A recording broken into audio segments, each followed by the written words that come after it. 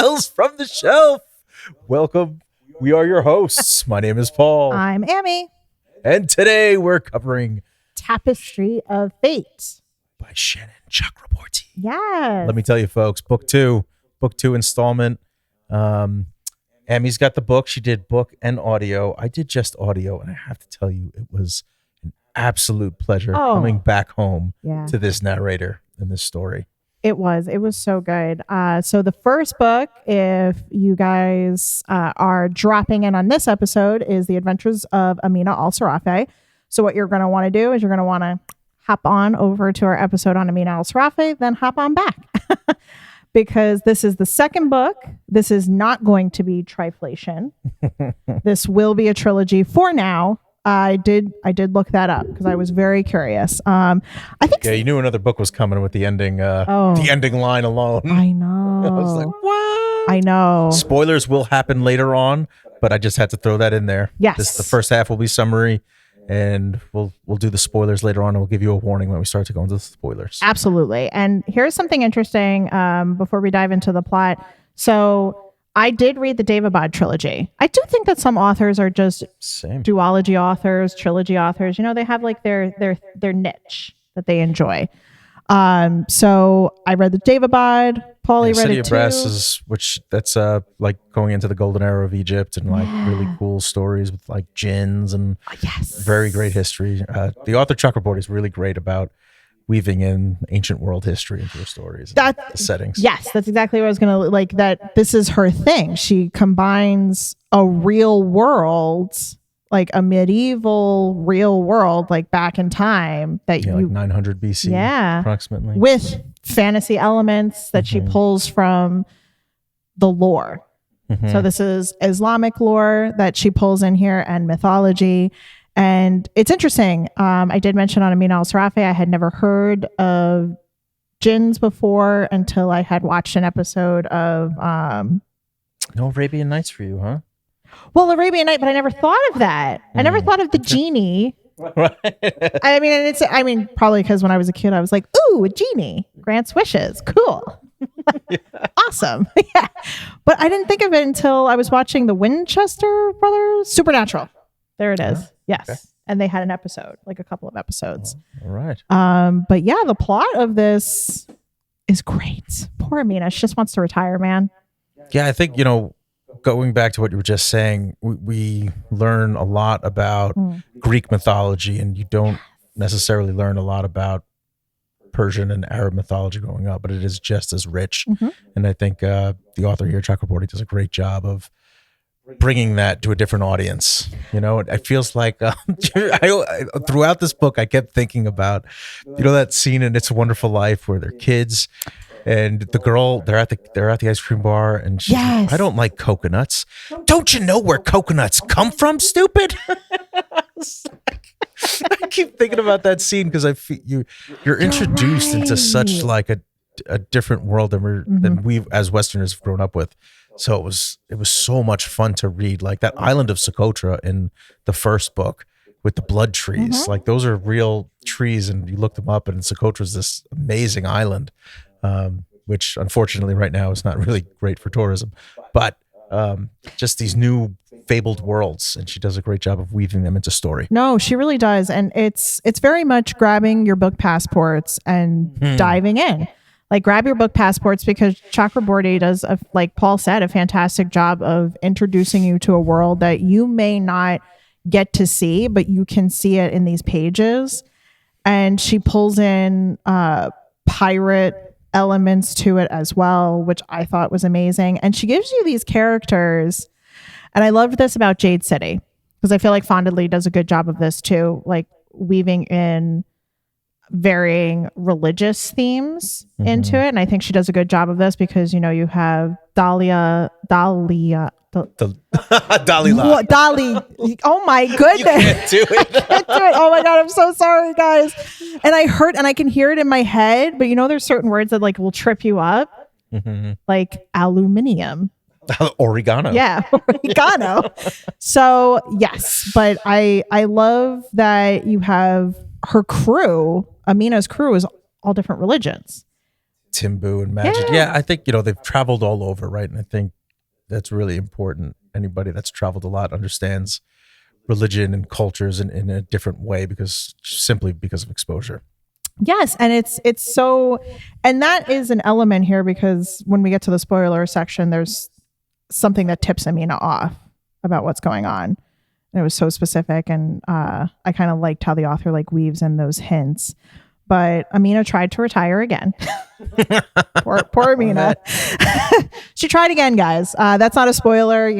She tries to live a quiet life. Well, book 1, she tries to retire, but now she's on this mission for the Perrys. Yes. Right? So if you read book 1, you know that she made a deal with the Perrys, who are these cool mythological characters we can touch on later. But as we kind of touch base on the summary part, she made this deal to hunt transgressions. And the transgressions are these magical artifacts that can alter fates, we'll say, this round. Yes. And they have to be destroyed. So this deal with the Perrys kind of unleashes the journey.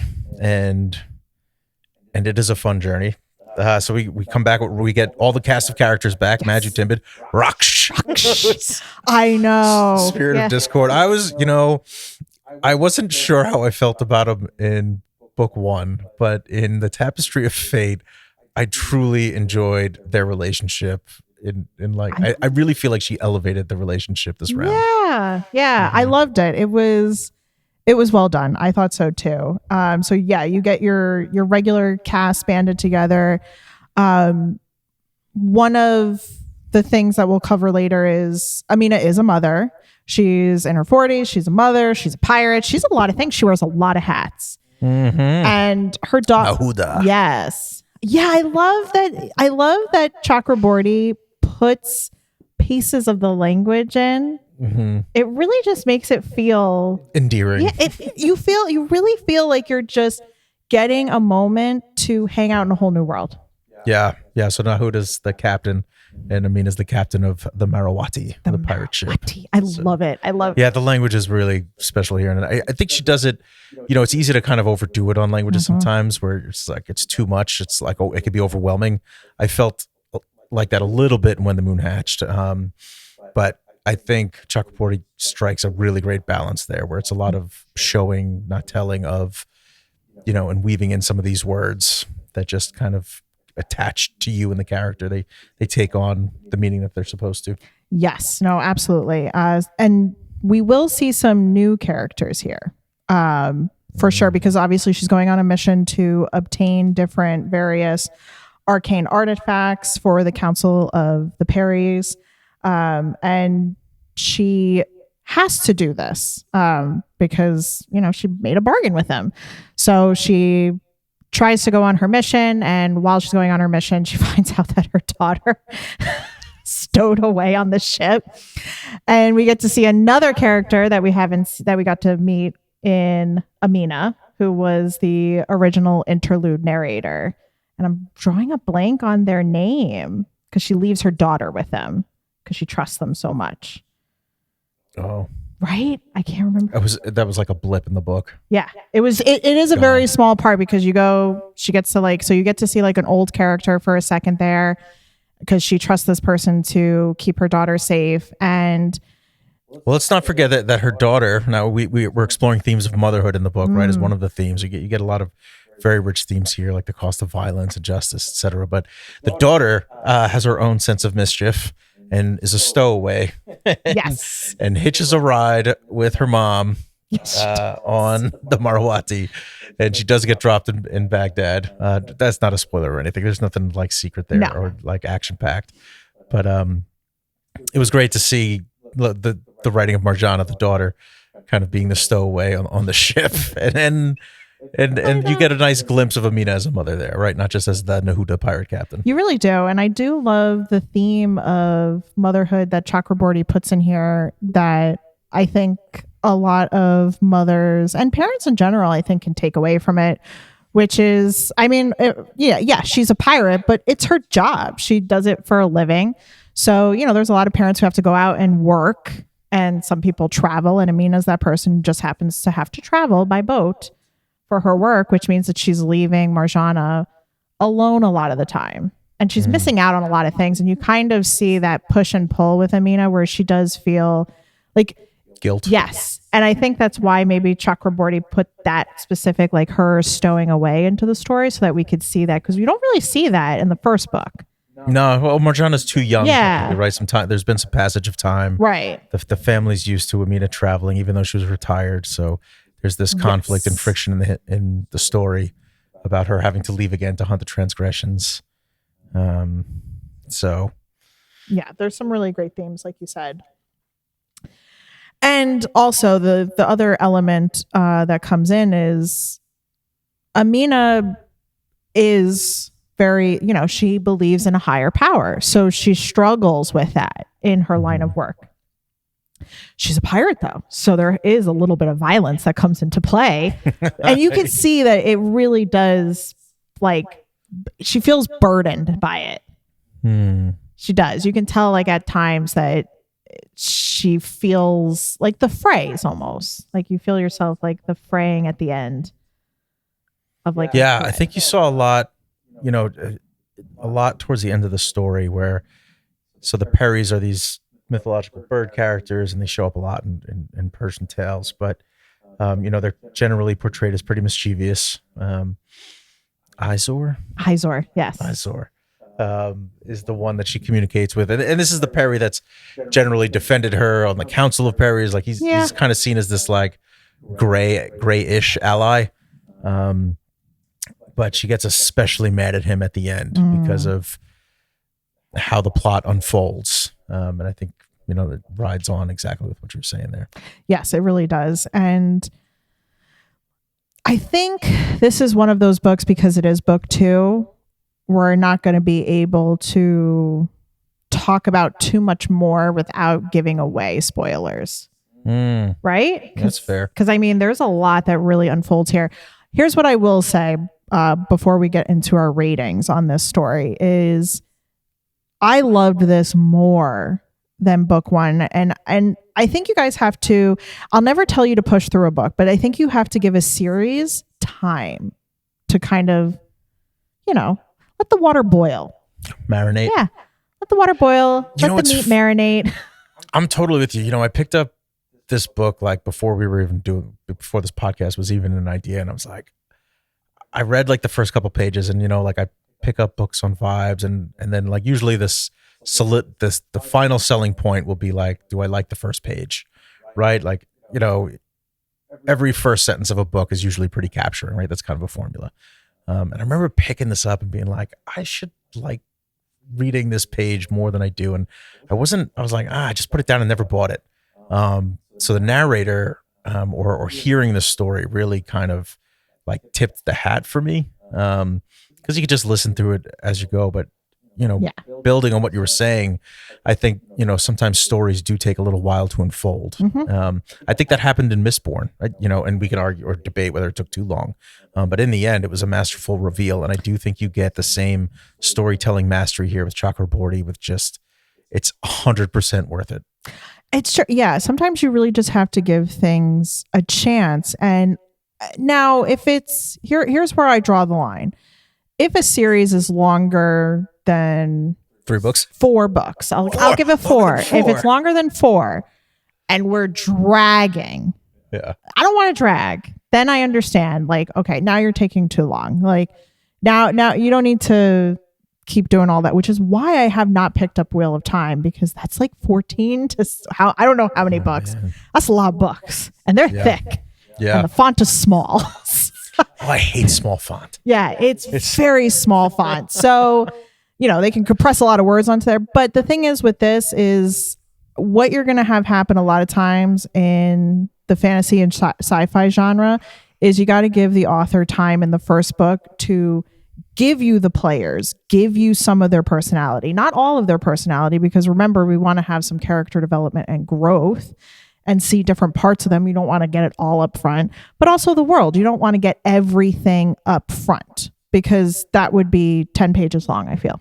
Yeah, and book 2 is a little bit shorter than book 1. Like if you pick up book 1, it's kind of like a weapon.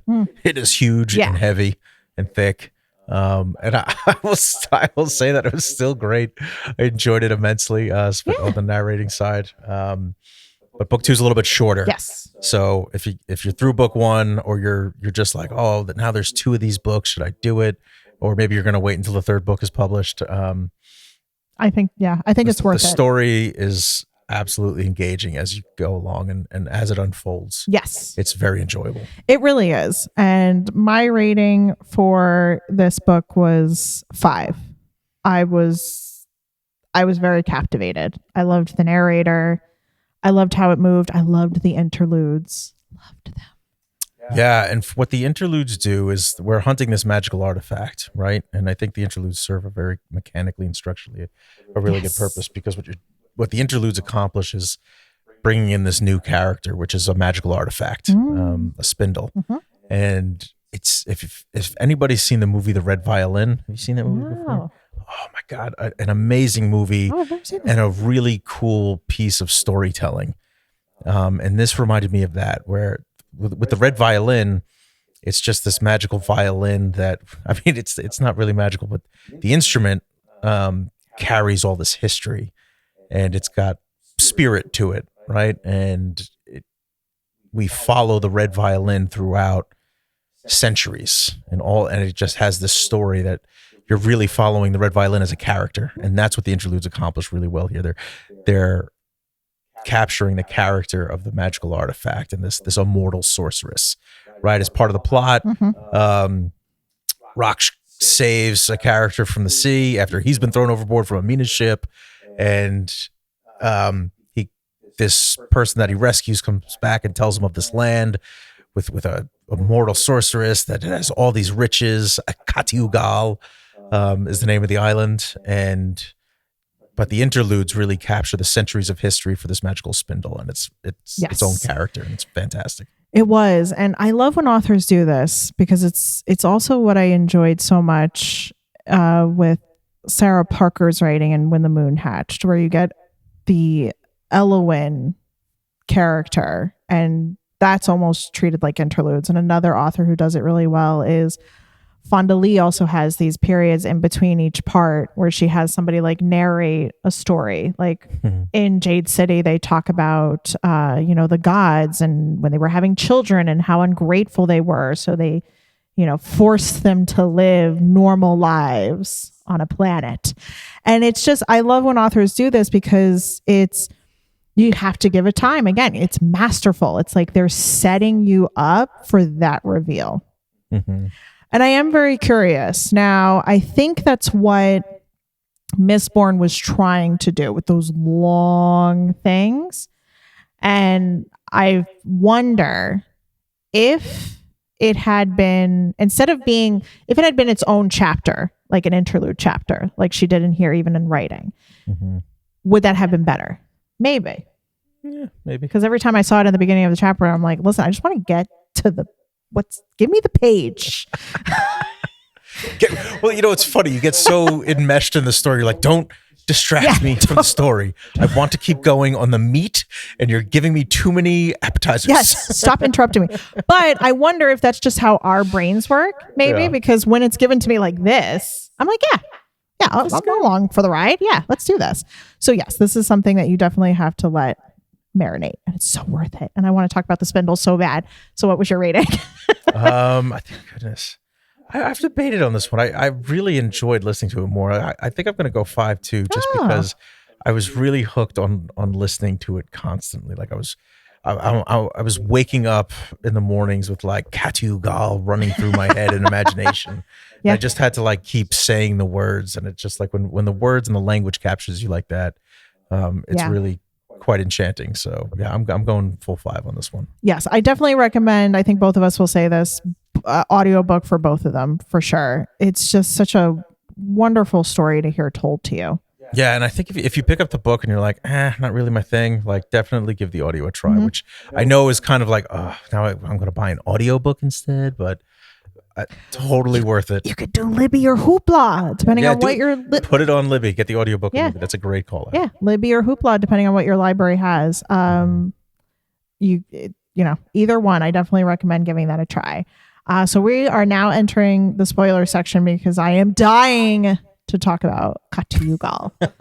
And I don't feel like I could talk about it without giving away any spoilers. Yeah. So thank you for listening to all those who haven't read this yet, who don't like spoilers. Come back after you read it and tell us what you think, please. Because I want to talk about this book. We want to hear your comments. We will talk about this book all day. Yeah. All right. Let's jump right into the spoilers of this. Oh my God. Gone for 10 years. That ending sentence was like, Marjana! And I almost said it when I was talking about the motherhood theme. Yeah. And that theme of like what happens to the people who are left behind in your family when you have to like do things away from them for your work. Oh, Marjana's going to be so pissed. And that's all I could think about. I was like, Marjana is going to be furious. Is her mother still alive? Her mother's going to give her hell. All I could think about, did you ever see Interstellar? The movie? Yeah. Mm-hmm. When you hear the ticking of the clock and he's on that water planet. Yeah. And he's like losing years. Because at first, here's the thing. Great call. Right? Great movie. I watch it once a year, guys. Oh, fun fact. Yeah, I learn something new every single time I watch it. It's just such a masterful movie. Watch it. It's so good. It's like one of those great like domino effect movies where it's like click, click, click, click, click, click. Okay. She first thought it was only 8 months because the ship. So 2 months passed in Katuyugal. Yes. But then Majid lets us know that they were Dalila and Amina were gone for 8 months. Right. And then at the very end, they find some fishermen as they come out after the magic has broken from the island.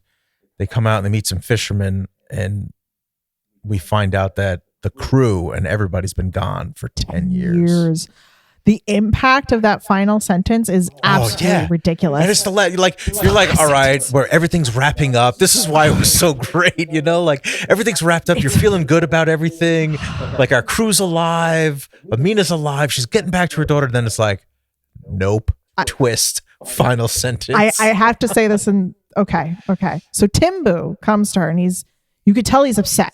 Yeah. You could hear it in his voice in the narrator. And they're close, right? They just came off the island. They know they're close. Amina's feeling great. Yes, she had a great sleep. I've got to set the stage for you guys. Okay, she had a great sleep. She wakes from a wonderful nap. She can't wait to see her daughter. What is it? Has there been a plague since we left? War? Timbu shook his head. No, nothing like that. I mean, given everything, there's likely to have been some of that. Timbu, will you stop deflecting and tell me what you know? He met my gaze. The way time passed differently between the city and the surrounding land in Katuyugal, Amina. How it felt like weeks for you and months for us. It wasn't just there. What are you saying? How long have we been gone? My friend's expression was heavy with remorse. 10 years. Yeah. The end. That's why it's like, Marjana. I mean, you're a parent. So imagine missing 10 years of your kid's life. Yeah, and Marjana's like, when we leave her, what is she, like 11, 12? Yeah. Something like that. So. And it's her only kid. Yeah. It's her only kid. And here's the other spoiler that I didn't want to say for those who had not yet read Amina al-Sirafi. Marjana's father is Rux, and he's a demon of discord. So some of that, Amina was unsure how that was going to come out in Marjana. 10 years, I was thinking, Amina must also be thinking, what has happened with magic or no magic for Marjana? What has she had to go through alone, not knowing who her real father is? Yeah, and she kept asking, she set up the family tension really well, which is why I think it ended so with that twist. So I felt like an extra little twist of the dagger, leaving you wanting more of the story. But the friction set up there was she was asking a lot more questions about her father. Amina had said something. Marjana feels very different. She's like, I'm feeling things, and Amina's trying to dodge the fact that she's got a demon for her dad. Yes. And she tries to hide it from the Peri, right? Because the Peris are hunting transgressions, and Marjana could be a transgression. And the Perrys generally regard Amina as a transgression. And the impact here in Amina trying to protect Marjana from the Perrys, because the Perrys feel magic similar to Amina's husband. They feel it when he comes to the house to give her her next arcane artifact that she has to go find, which is the spindle. He feels it, and she's like, "Nope, that's no one's here. It's just us. Maybe it's like a old trace." And that's what's so important about the next part that I kind of want to dive into, which is what you brought up when we were in the non-spoiler section, which is also the struggle that Amina has with what she finds out the spindle is, which is a person. Yes.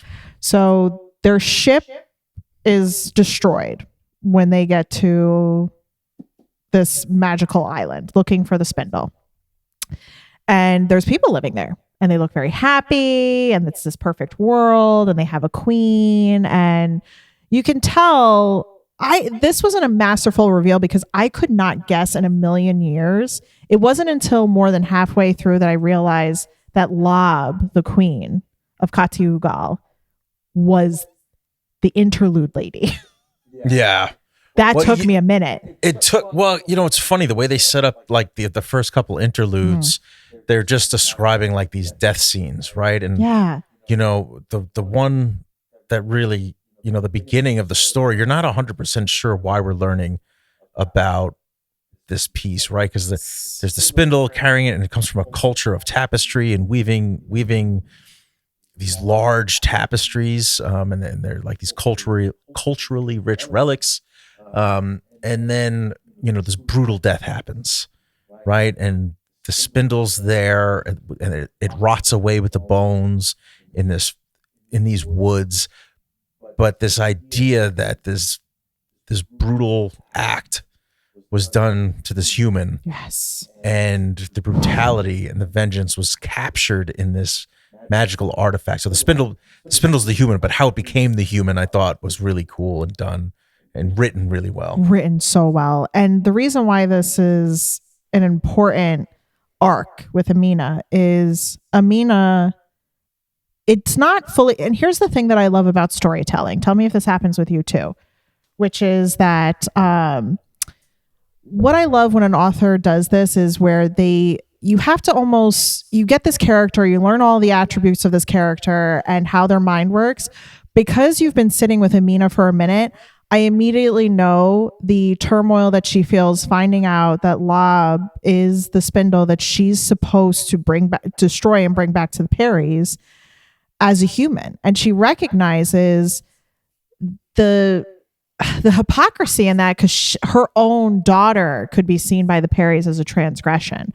And Lab is also a mother. She has a son, Paris, who Amina feels, I imagine what all mothers feel when they see just someone trying to give their child the best life possible.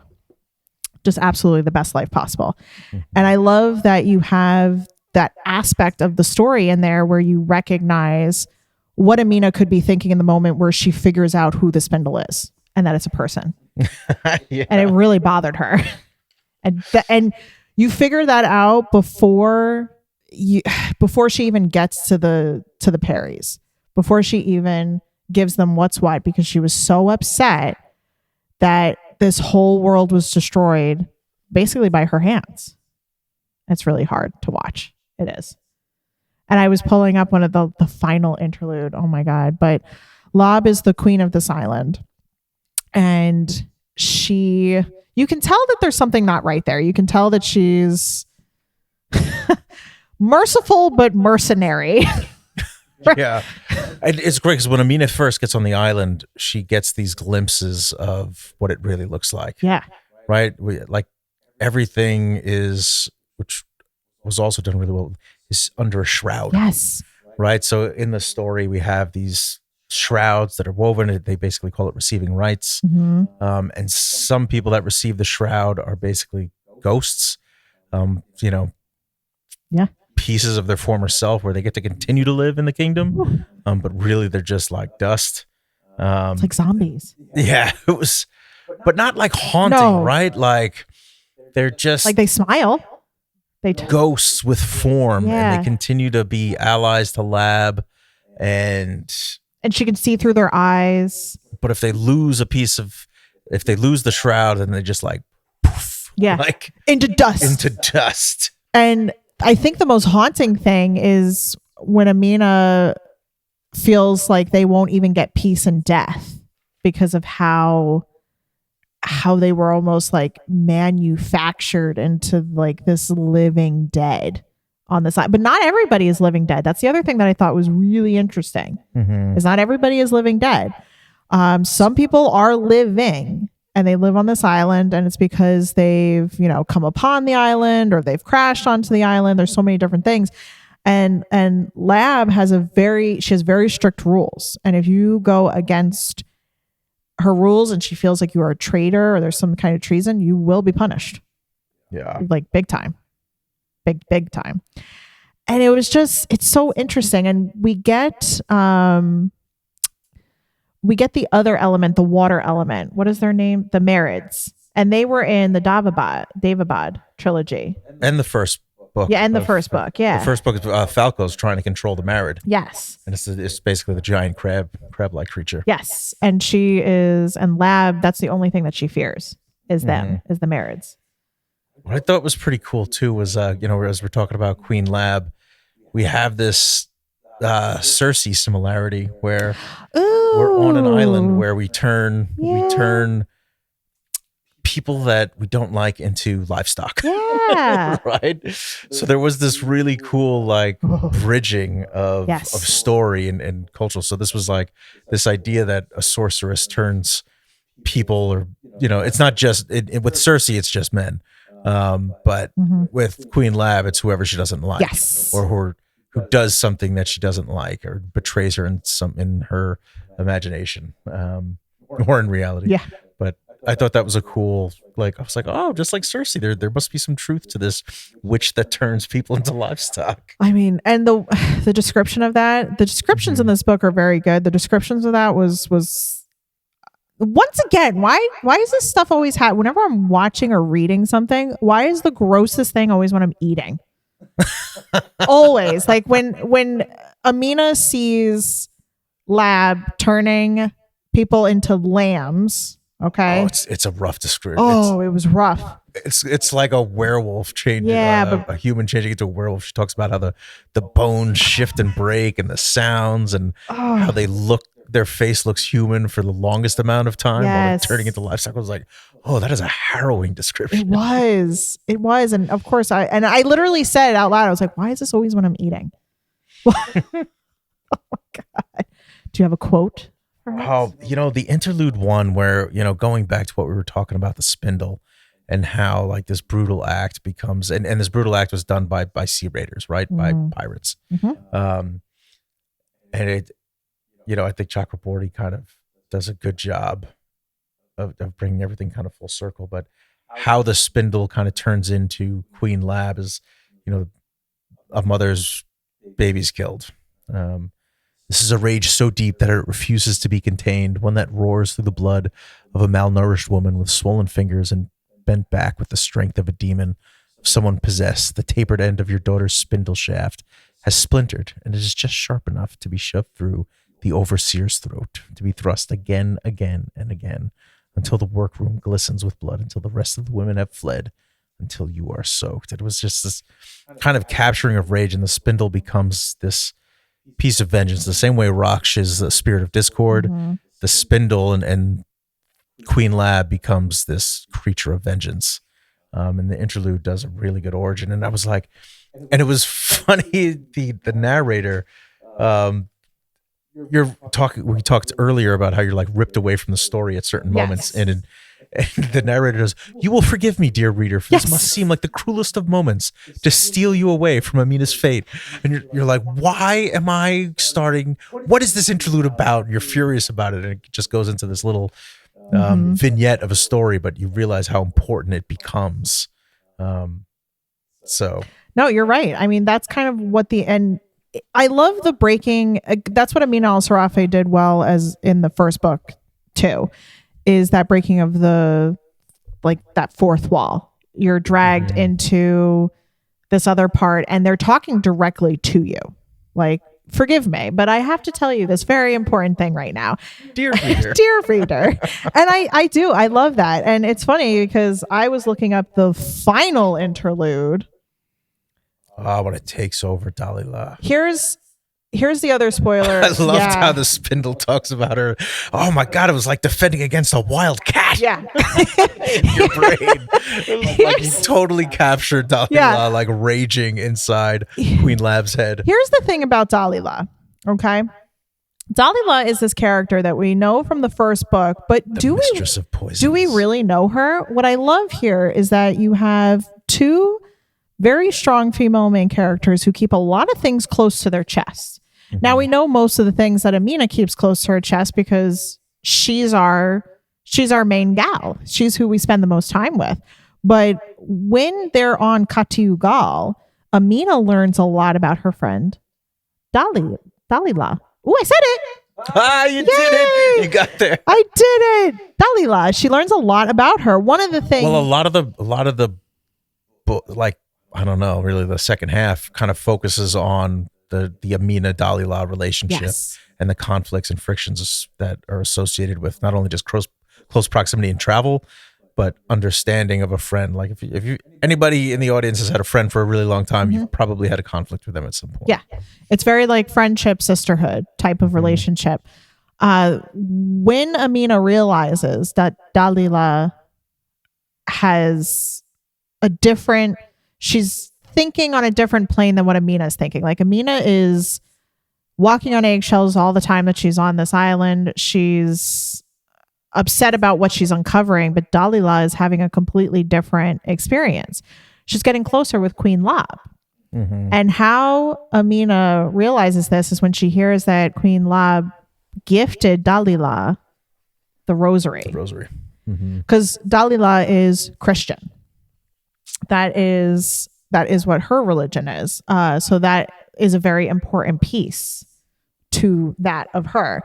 And Queen Lab really tries to wedge into this friendship, like in between them, and pull Dalila away when she's like trying to take her over.